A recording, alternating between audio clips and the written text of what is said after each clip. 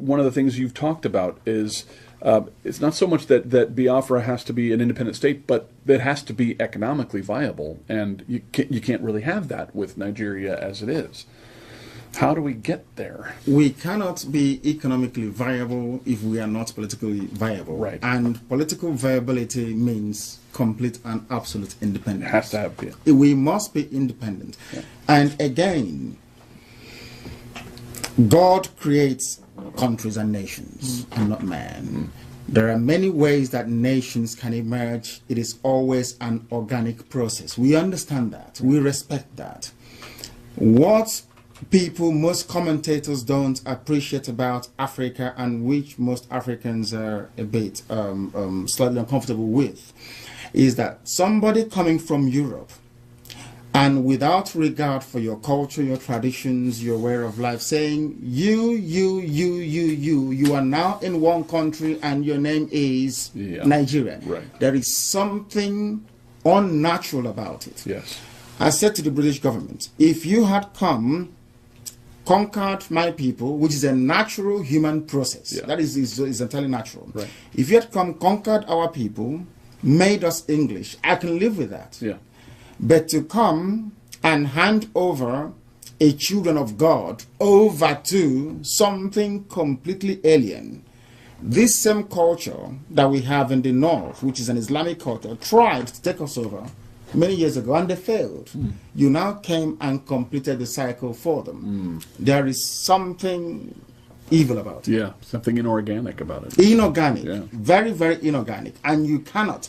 We don't talk about economic development, because before you talk about economy, you talk about things like policies, both macro and micro, all the rest of it.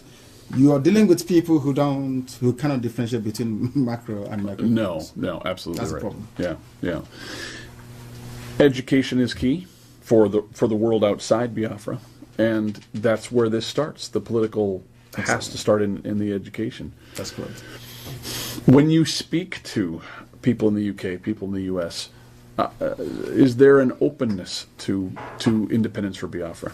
No, there isn't. It's what you get is very condescending, wishy-washy. These are black Africans. Really, what do they know? Sort of attitude.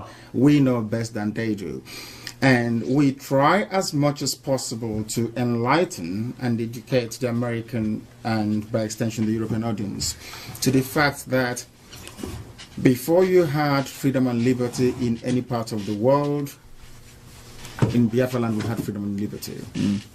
Before you had political asylum in any other part of the world, where I come from, there was political asylum being granted to people. That is the meaning of Biafra anyway. Come and join if you believe in our value system.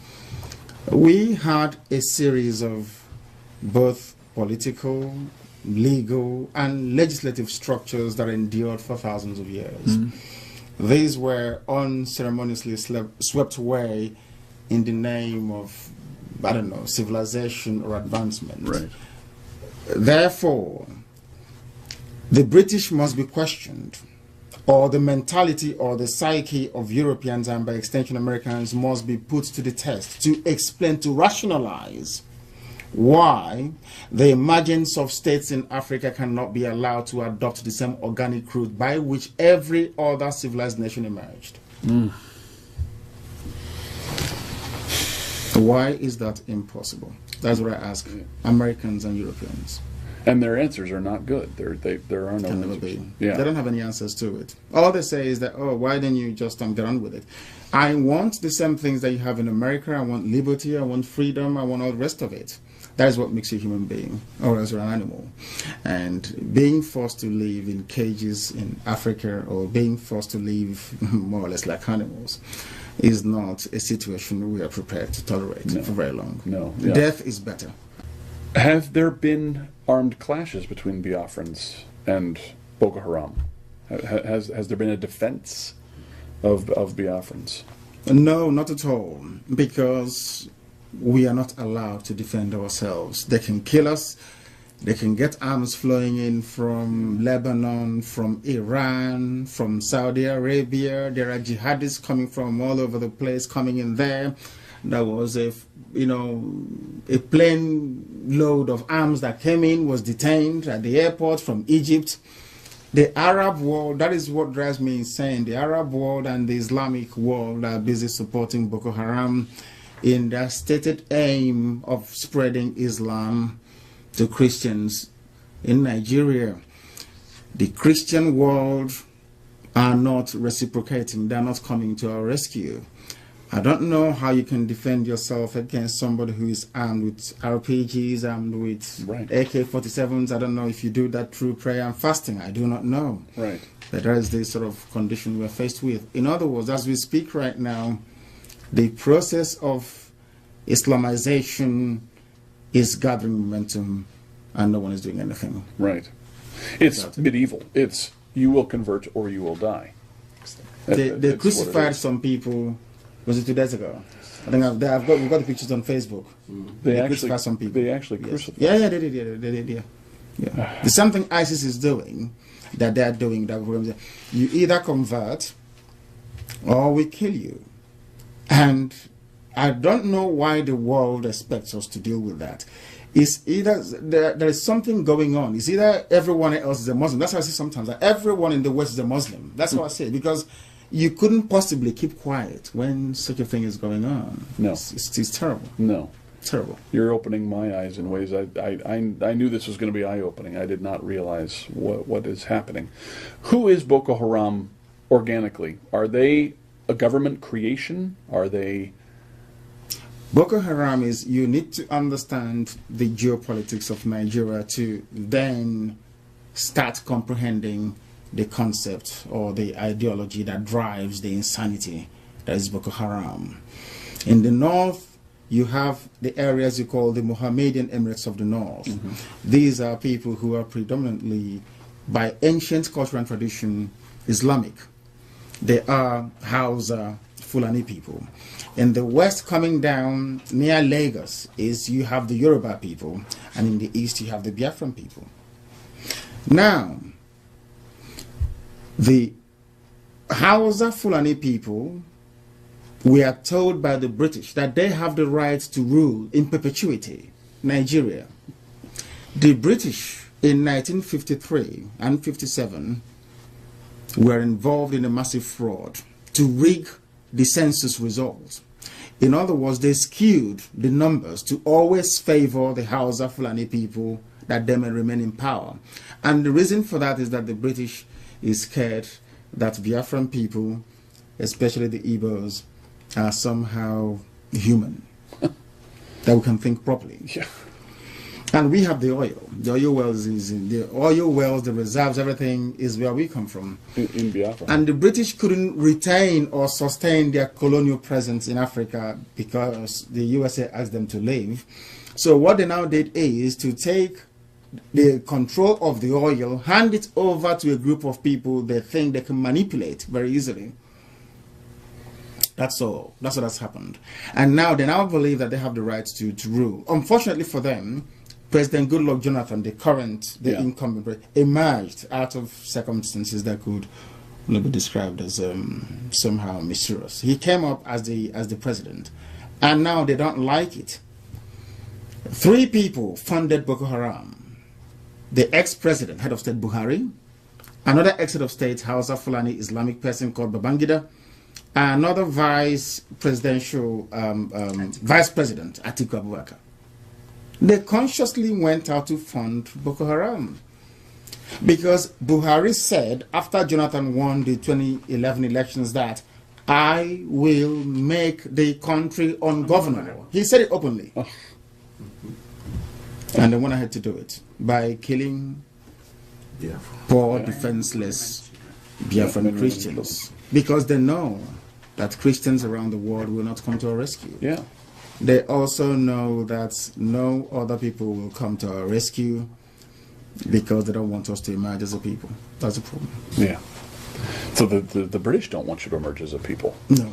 Aha. That's a problem. It's a huge problem. Massive. But this time around, whether they like it or not, I'm sure the British didn't want the USA to emerge either. No. Whether they like it or not, we shall emerge. Yeah. Or everything else there will die. It'll have to. I mean, It's one or the other at this point. One thing has to happen. Either we have Biafra or we all die. There's no going back this time around. There'll be no exile, no running away. That is our land. We've lived there for thousands of years. That's where we were born. That's where we will die. Yeah. Are you all willing to go back and be there? At the drop of a heart, yes. Yeah. Yes. Yeah. And a heartbeat. Yeah. We'll go there. And obviously loved ones are there. And they're there. My parents are there. My loved ones are there. Yeah. And it's a land we've been in for, as I said, thousands of years. And a history and a rich culture and a vibrant way of life that has literally been obliterated. Yeah. You go to the book of Leviticus. 80% of what you have in the book of Leviticus occurs where I come from. 80%. 80%. The Levitical law. Everything. Yeah. Everything. It wasn't us. I strongly believe, this is my hypothesis, of course I hold on to it very strongly. As soon as the British discovered in the late 18th century, because the same Hausa Fulani people in Zamfara told them, I think I have the map somewhere in London, that across that river lies what they believed to be part of the lost tribe of Israel. All hell broke loose. Yeah. There was then a very systematic and deliberate policy to obliterate our history.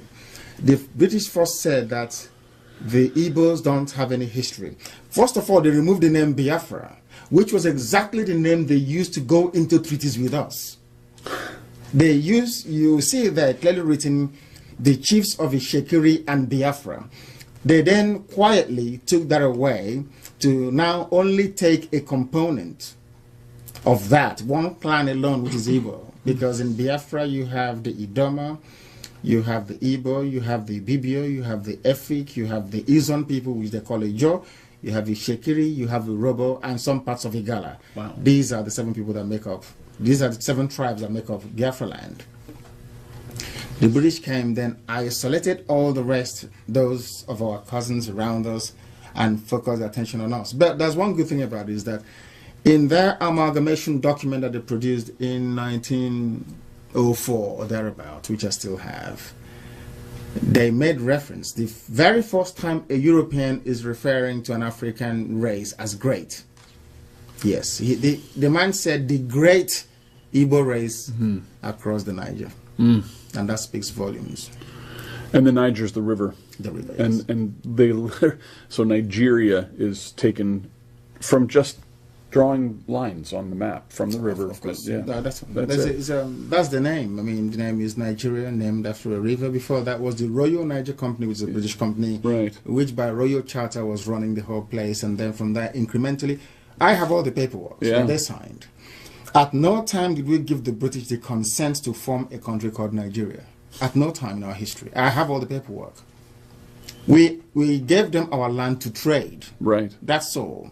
But they went ahead and gradually decided to form a country. They despised us so much that they handed us over to Hausa Fulani Islamic Caliphate. And now they're killing us and nobody's coming to our rescue, which I think is very sad. If we come to the rescue, how are we coming? We need support from USA, from United States government, from the Christian community in the USA, and more importantly also from the Jewish community in the USA. They did something, in fairness to them, in 1968, 69, 70. The Jewish Congress in the USA did something. They tried to lobby the US government and Congress to do something about Biafra. From these 3 groups, we expect a lot to come from them to pressure the Obama administration to support what we're doing, to make sure that Biafra comes to exist. Biafra is the only natural ally that USA will ever have in Africa. In Africa, yeah. Natural. We are never going to bomb USA, are we? We can come here to work for you. We're never going to kill you. That's number one. Yeah. We are very, very loyal, hardworking, and friendly people. Go and ask anyone, they will tell you. And I see no reason why a people that believe in the irreducibility of an individual, that believes in liberty, that believes in equality and in freedom, the same creed, the same ideals upon which this very great nation, USA, was founded upon, why would you not naturally gravitate towards those people? I can't understand it. Right. And if you want to stop the menace of Boko Haram, they should support the creation of Biafra. Absolutely. That's all they need to do. We don't want them to do anything. Just come at the UN or make a press statement in the White House by saying that the people of Biafra, their suffering is intolerable. We may have to revisit the issue of them still belonging to one Nigeria. That's what they need to say. That's all. And it would change. It's done. Yeah. It's a game changer. It's finished. Yeah. Wow. We don't need U.S. troops to come. No. We are more than capable. We held out for 3 years. Yeah. Against the combined might of Britain, USSR, and the entire Arab world. Yeah. For 3 years. So we can deal with them. Trust me, we can. We can. And do they want that? Does Boko Haram want that? Do they want that violent end? They do. And sometimes in life, you need to confront them violently. Yeah. Or else it will continue to fester. Yeah. We must meet them. And that's hard as Christians. Yes. That's hard. Very, very hard, because we don't take life where we come from. No. In other cultures and religion and language, you call another person a human being or a person. Where we come from, we say madu, which means the beauty of life. So you're forbidden from killing anybody. Yeah. You don't kill somebody, because that is the embodiment of God's creation. A person is known as madu. Madu means beauty of life. So you don't take life. So it's very hard for us. Yeah. But you've been pushed. No, we are being killed. Yeah. Killed. Every day. Not pushed, killed. Not pushed, we are being killed. Let me ask a couple. Sure. I'll sit down here too. Christians, by and large, seem to be oriented towards individual faith, and they seem to be reluctant to face the fact that at times war is necessary. Yes. They call the concept of a holy war being something that you have to struggle with. How have you looked at that? How do you take your faith and the need to sometimes go to war? How does that work for you? How have you? Because you're a very thoughtful man, and I know you've had to look at these issues and defend it. Yes, the thing is this: my faith taught me to value life, to try to live by the same tenets that have been preached over the years, as contained in the Bible. But there comes a time when self-preservation takes precedent over and above whatever we may think suits us individually. Because by going to war, we are seeking to preserve, in our case, the children of God. If you do nothing, you become extinct. And there will be no one left to worship God, will there? Where we come from. So the best thing for us to do is to try as much as possible to reason or come to some level of agreement or accommodation with our adversaries, which has failed so far. The only alternative left for us is to go and meet them wherever we can find them. And we don't have any difficulties, because the reason why you have the U.S. Army is to preserve the ideals upon which this country is founded upon. Even your own body has its own defense immune system, isn't it? Without it, the human body will perish. Everywhere you go to, even in heaven, you have angels with their swords guarding the gates of heaven, you know, against the forces of darkness and of hell. So even if you extrapolate the argument and take it away into the natural world, where nature rather than reason obtains, you will still see the same phenomenon and forces at play, that there is need for you to defend yourself. I have another question, and that is, certainly our founding fathers had to struggle with that very issue. And is it related to England? They had a strong faith, different faiths, possibly, but they had to come up with a Declaration of Independence. You are the vocal person that has really brought together Radio Biafra. What are the coalitions you have? Do you find that you have... How would you write your Declaration of Independence? What would be included within that? What are the values? Would there be religious freedom for other people who have a different point of view? Yes, there will be religious freedom. We've had it before. By our very nature, by our name, Biafra means come and join. Aha. That's the meaning of it. Yeah. Everybody including the Sultan of Sokoto, can seek asylum in Biafra, will respect him and will allow him to come in. It's in our nature, that's how we are. From childhood, your thoughts. If your mom is beating you up or whatever, or chastises you a lot, you just run to the next person. All you need to do is to hold them very tightly, and your mom or your dad will never touch you. We've always had it. So tolerance is interwoven in our essence, in our being. Freedom, freedom, freedom. In every way you can imagine it. There is a name, there's something we say will come from. Onyenachia means, I can never judge you, it's between you and your God. So that tells you. Absolutely. We are the original architects of freedom, and the British will attest to that. Yeah. We never had any theocracy, no dictatorship, no kings, nothing for thousands of years. We are not about to start now. For the first time, I think America, in the face of ISIS going into Syria and Iraq, has opened our eyes to the reality of the desire for a caliphate. We think of that now in terms of the Middle East, but Africa has been facing that for a long time. Talk to us about a little bit about the mission that the Islamic jihadists have within Africa to control all of Africa. And to dovetail on that, it's because this tolerance and this freedom that Americans feel, that you feel, Boko Haram does not feel. They don't. And ISIS does not feel. And as near as I can tell, Islam does not feel. I'm not a judge of Islam. I don't know. I will judge them because you don't live with them. No. I do. Yeah. So I can judge them. Okay. The fact of the matter is this. If you go back to the statements made by the man that brought this virulent form of Islam into Nigeria, made Othman Danfodio, from Othman Danfodio to Ahmadu Bello, the son, and right up until this very moment, there's been one common theme running through everything they have said, their ideology, their philosophy, their thinking, their way of life, which is to propagate violent Islam all the way to the ocean. That's something you must know. That work has continued unabated. Biafra is the only piece of unconquered Islamic territory in West Africa, and they are seeking to take it. They vowed to take Biafra. Is on tape, which we will supply you with. So you can see what these people are saying. When you bomb Afghanistan, when USA bombs Afghanistan, they kill us in Nigeria. When there is a cartoon of Prophet Muhammad, they kill us. Every blessed day we are dying. We live with the reality.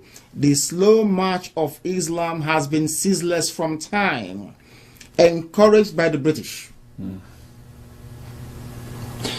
Encouraged by the British. Whatever they have been. The British government, you may wish to know, has never supported the independence of any Christian country in the world since the beginning of time. But they have always consciously and studiously supported the emergence of an independent Islamic caliphate. Yeah. Lawrence of Arabia. One of the criticisms that could come your way, or at least questions that could come your way, and that is Biafra does have control of the principal oil within Nigeria, were it to be formed under the present situation. That is correct, yes. That is a major obstacle, I would imagine, for people who are frightened of the fact that if you do gain control, they will lose the opportunity of having access to that. How do you approach, as an independent Biafra, the issues that are around the oil, around criticisms, and the resistance that will happen to your independence on the basis of that resource alone? The resource, we believe in development, which means the oil will have to be sold to our friends and to our partners, and in return, I'm an economist myself, in return we get vital foreign exchange with which, or foreign reserves with which to try and develop other aspects of the economy. We believe in what investment. We would like companies from countries that are friendly and supportive of Biafra to come in to invest in Biafra. We want investment. We don't want to be like Saudi Arabia, you sell oil and you buy everything else. No. Right. We want tangible, concrete investments to come in. We are not going to drink the oil. is a natural resource. We need to give it to the economies of our friends to keep growing, because a very healthy US economy or a very healthy EU economy is also going to be beneficial to Biafra land. So we can find export markets for our goods and services.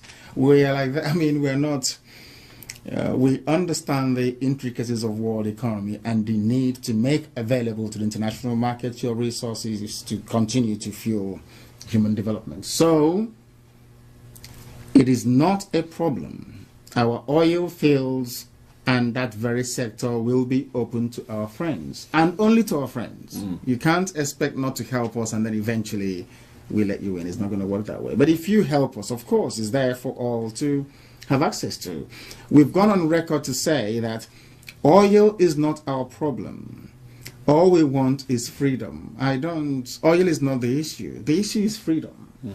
Once we have freedom and a semblance of dignity, then we can exist as human beings, because right now I don't see myself as a human being. A monkey is better than me because I don't have freedom. One of the things that it's always impressed me, the more I've come to know about your country's history, is the productivity of your people through the ages. You have been, and now many of them who have left Nigeria are all over the world, being productive, hoping that this would happen. I know when Israel eventually became its own country, there was a homecoming, and probably millions of people going to their homeland again. Is that part of your vision? Tell us a little bit about your vision for the future.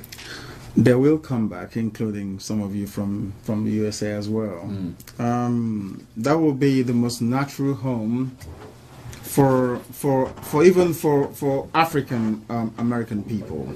It will be natural. That will be very, very natural for them to come to, because if you look at the map of Biafra, which is right here in front of us, you will see that the rising sun is cleverly positioned on the black strip of the flag, which means that we bring light where there is darkness.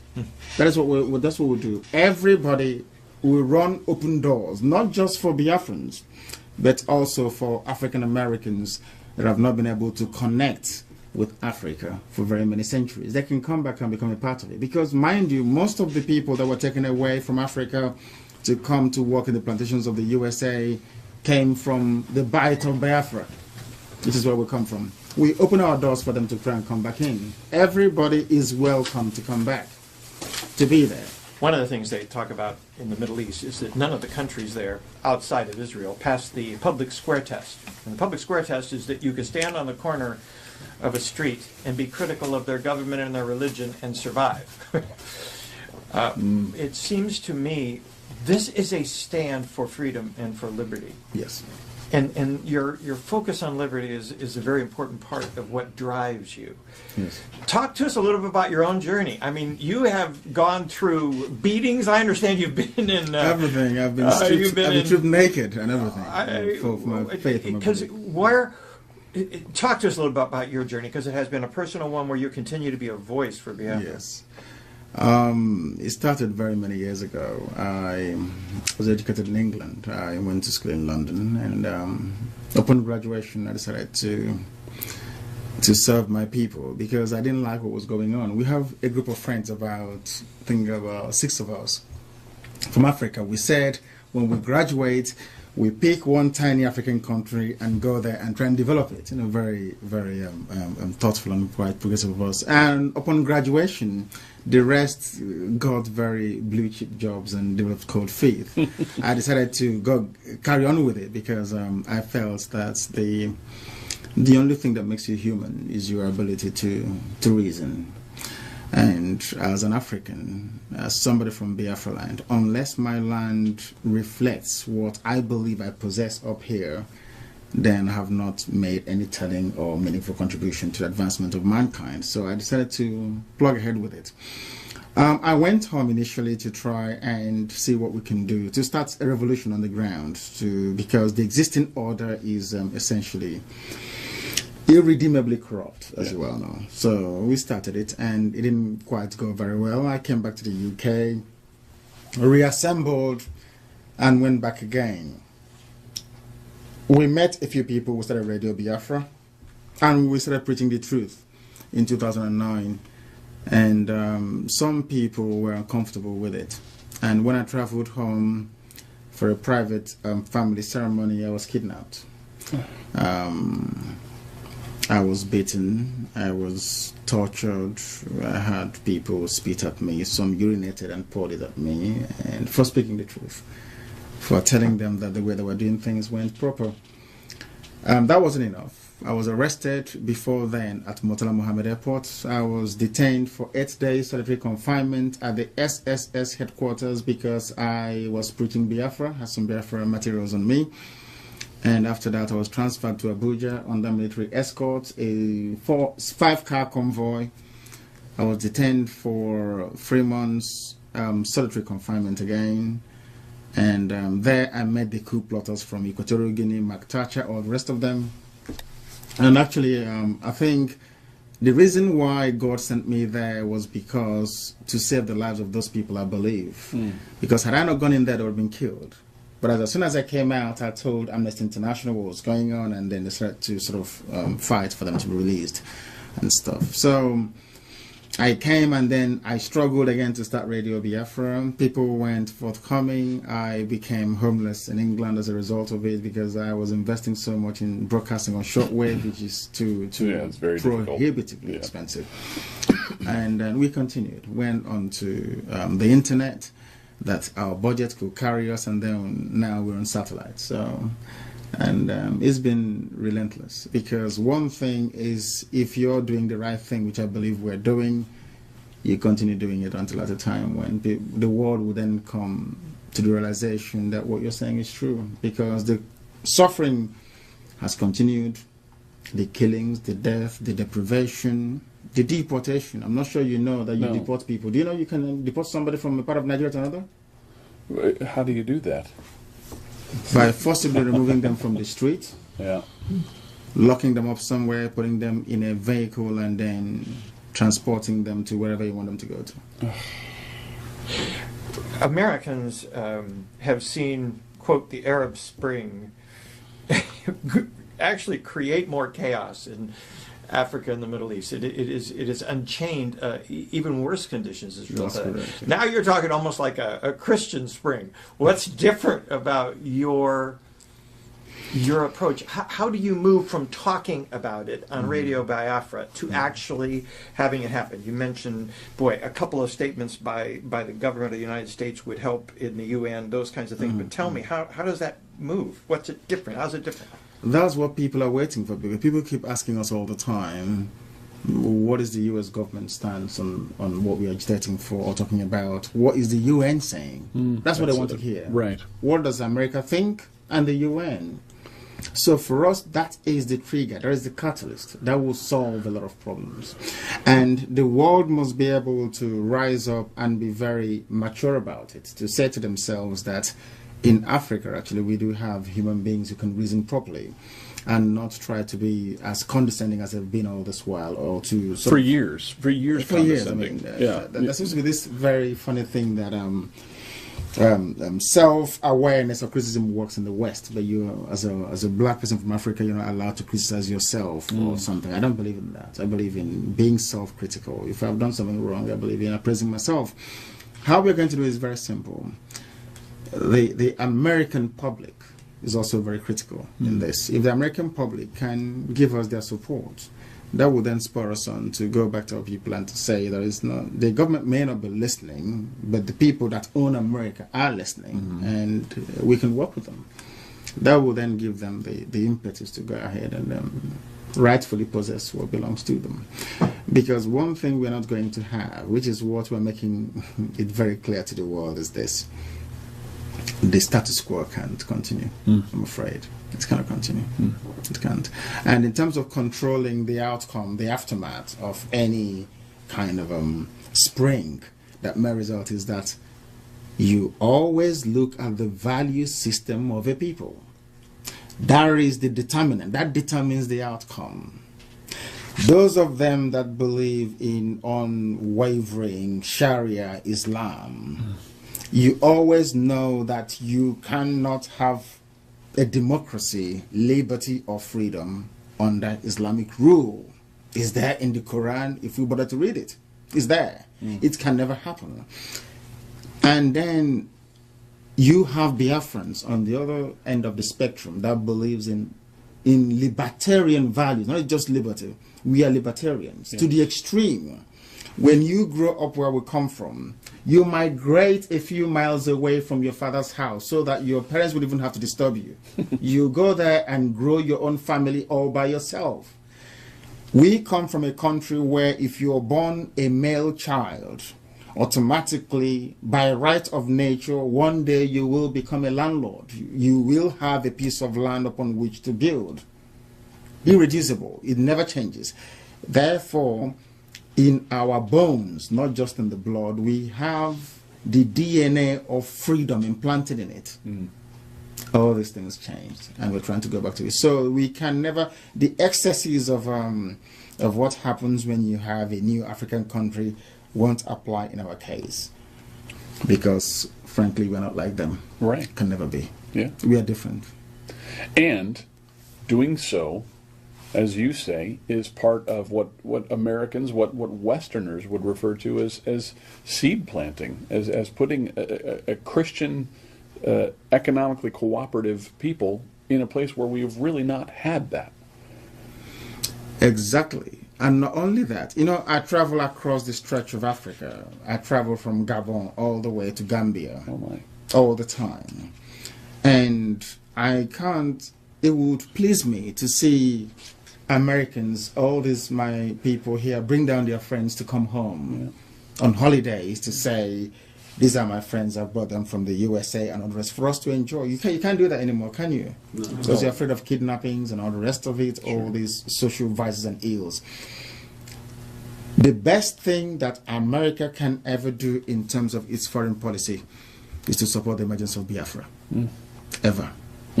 Because, as you quite rightly pointed out, from Biafra, America can say, I can always use Biafra as an example. Yeah. The same way that Israel is used as an example in the Middle East. Isn't it very funny that Israel is the only democracy in the Middle East where you can vote, you can actually stand on the street corner and criticize anybody you like. Including the Israelis. And nothing happens to you. Yeah, right. Yeah. Nothing. I said to people that criticism can only make you get better. It won't kill you. No. It won't kill you. It does nothing to you. Somebody saying, oh, you're stupid, you're this. Tell me what you're doing with our money, our taxes. And is for you to stand there and explain. Yeah. That is why we run Radio Biafra the way we do, so that when we graduate from here into proper governance, by the grace of God, you can be able to stand up and defend your record before the people. Yeah. Yeah. That is how America became the strongest country in the world. Not by doing things in the secret. No. I said this to some, I used to say to them all the time, never be afraid of openness. After all, the greatest country in the world does all their inquiries in the open. Is it the Iraq Gate? Yep. Is it the Watergate issue? Everything is in the open. Did it weaken the presidency? The answer is no, it made them stronger. If you had one more thing to say to the people either on video or in reports, or what would you want to say to Americans here who do value freedom and will want to hear what you have to say?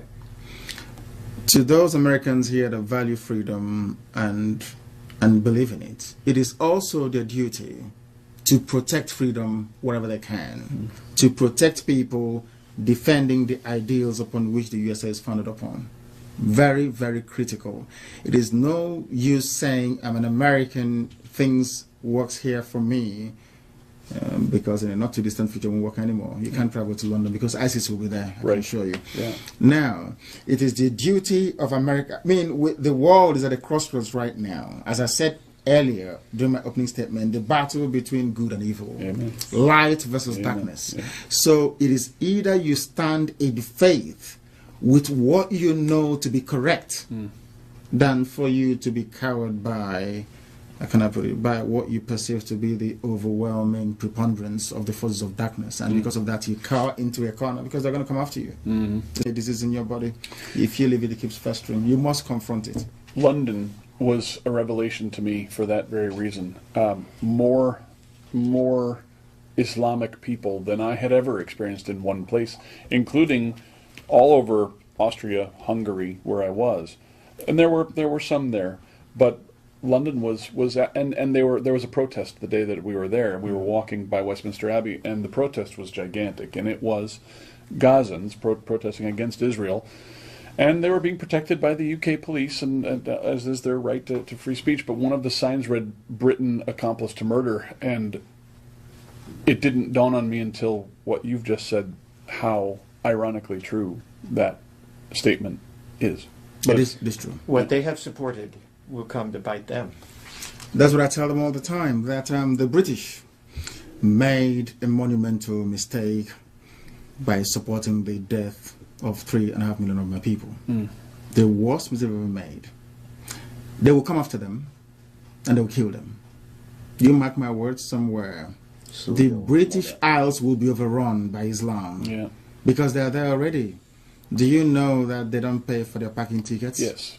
Do you know that? I knew. I The heard. number one name in the UK for a child is Muhammad. That's correct. Is that right? Yeah. Yes. Go and have a look at it. It is there. So the UK government and her people supported the emergence of Bosnia-Herzegovina from a predominantly Christian Orthodox area, Serbia and before that Yugoslavia. They supported the emergence of Albania, also Muslim. And what's the other one again? There's Albania, there's Kosovo as well. And the US did too. Exactly. Yeah. They supported the freedoms of all the Arab countries away from the Ottoman Empire, Lawrence of Arabia or the rest of it. The British occupied Palestine and refused the right of passage. I read Leon Uris's book, Exodus. I don't know if you've ever read it before. I read it. How they refused Exodus to dock. I think it was in Haifa also, by the British garrison there, saying no to them, that they can't come in.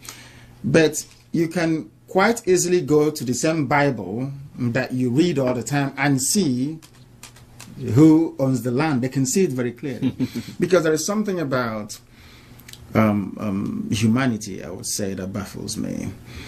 You have before you all the available facts and evidence, and you consciously choose to ignore it. There's something wrong with that person. And that's what the British did. So it doesn't really surprise me at all. And I've said to them before that you have something against the children of God. Said to the British people. Of course they did. In Israel, they didn't want to go away. The British officers were within the Jordanian. In fact, the entire officer class of the Jordanian army that fought the Israel in the War of Independence, where people didn't know this, was staffed by British officers. Really? Yes, go and have a look. Go and have a look. The Jordanian army, go and have a look. They still lost. Anyway, now, the fact remains that we must be bold enough. America is the last bastion of hope. That is why sometimes Obama's administration, I wonder. I don't know what's going on. I do too. We must stand up and for some time do away with political. I can't stand political correctness. Do away with it for some minute and face the hard reality. If somebody has a problem that requires invasive surgery, you cut them open to get at the problem and then resolve it. Right. There is no need applying ointment or trying to be very nice to them when people are festering and dying on the inside. That is what he has to do. He needs to be decisive. The support for Israel is critical. It is critical. There is no way you can use human shield or launch attacks against a sovereign nation from the comfort of a children's classroom and don't expect some measure of reprisal. When the Japanese attacked America, America responded. When Hitler attacked Britain, Churchill responded. You never allowed tyranny or terror to prevail. Why must other people be allowed to live under that? It's not possible. If you don't help us, we all sink in this one big, gigantic cauldron of deceit and lies. And darkness. And darkness, of course. Very, very important. Thank you. Thank you very much. Thank you. What Wonderful. an eye-opening experience.